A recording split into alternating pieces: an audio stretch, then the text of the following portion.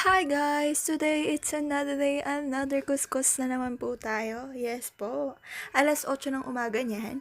And nag-start akong gumawa is 5 a.m. in the morning. Nag-garden muna ako. Tanggal lang ito yung dahon, dilig. Then walis, hindi na ako nag-video sa garden gawa ng gusto ko na rin matapos ng maaga and ayokong abutan ng araw kasi nagiging sunog din po talaga tayo. Pupunta na po tayo sa Negneg. Ganon. Negneg. So, naisip ko after ko mag-garden is yung corner na yan na aming lutuan. Medyo ma-oily na rin kasi yung pader niya. Hindi lang siya halata pero medyo ma-oily na rin.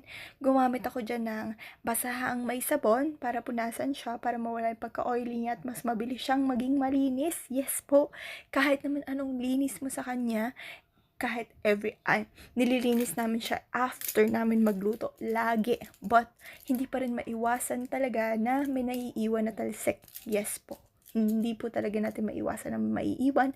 So, minsan maglalaan din po talaga tayo ng oras para linisin ulit ng mabuti. Ganon.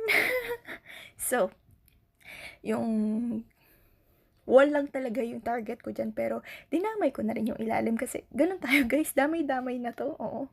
Minsan usapan lang, ito lang talaga eh. Pero, damay-damay na to hanggang umabot na buong bahay hanggang maghapon na ganun.